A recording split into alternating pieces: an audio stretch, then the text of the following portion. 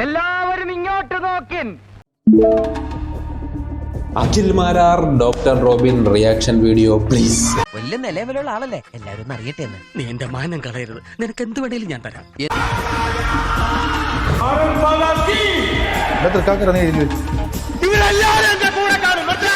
അതിച്ചിരി കൂടുതലല്ലേ? ഡോക്ടർ റോബിൻ തോറ്റു.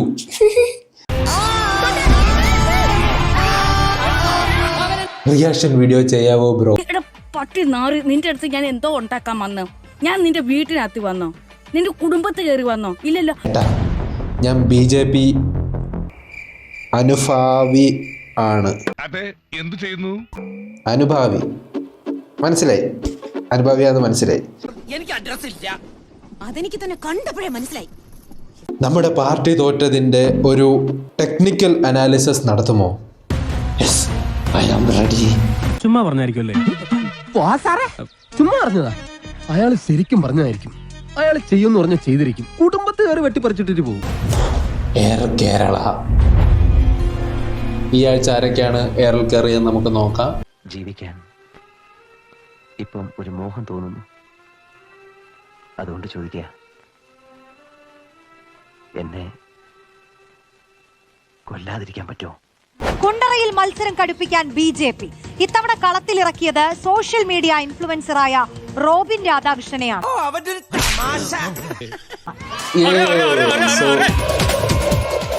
അയാൾക്ക് മുഴുവൻ പ്രാന്താ. എന്താ ആശുപത്രി കൊണ്ടുവരുമെന്ന് എല്ലാരും പറയണേ.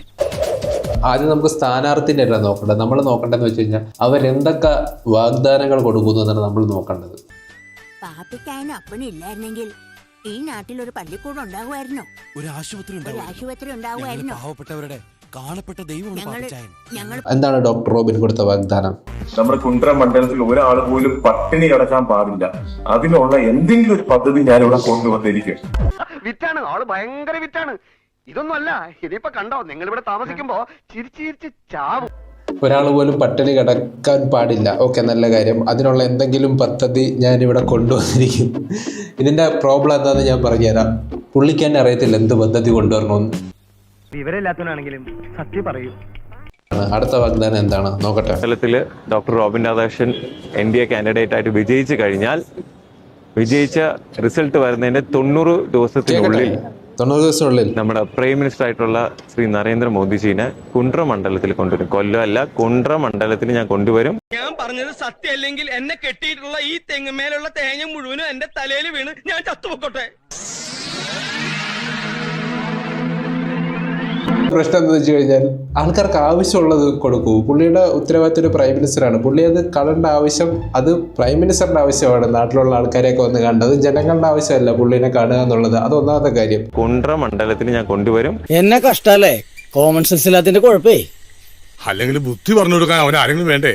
ആകെയുള്ള ഒരു തൊട്ടി കൂട്ടുകാരൻ. ബിഗ് ബോസിലൊക്കെ വലിയ മാർജിനിൽ വോട്ട് പോൾ ചെയ്ത് ജയിക്കുക. അപ്പൊ അതേപോലെ ഒരു ടെസ്റ്റ് കുണ്ടറയിൽ ഇത്തവണ ഉണ്ടാവുകയോ? ജയിച്ച് കയറും. എനിക്ക് നിന്നെ പറ്റി ഭയങ്കര പ്രതീക്ഷകളായി. ഞെട്ടിച്ചുകൊണ്ട് എഴുതി വെച്ചോ, ഒരു ട്വിസ്റ്റ് ഇവിടെ സംഭവിച്ചിരിക്കും.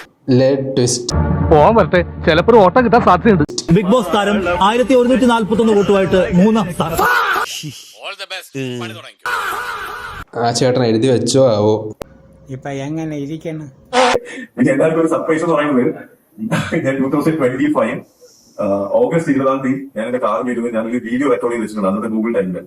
ആ വീഡിയോ ഞാൻ 2026 മെയ് 4 റിസൾട്ട് വന്നതിന് ശേഷം എന്റെ അക്കൗണ്ടിൽ ആദ്യമായിട്ട് പോസ്റ്റ് ചെയ്യുന്ന വീഡിയോ ആയിരിക്കും. നിങ്ങളൊന്ന് ആലോചിച്ചോക്കെ, എന്താ പറഞ്ഞതെന്ന് ആലോചിച്ചോക്കെ. ജാതി ആത്മവിശ്വാസം. പുള്ളി 2025 വീഡിയോ എടുത്ത് വെച്ചിട്ടുണ്ട്. മെയ് 4 ജയിക്കുമ്പം അത് ഇടാൻ വേണ്ടി. ആ വീഡിയോ ഒന്ന് കാണാനിരിക്കും പ്ലീസ്.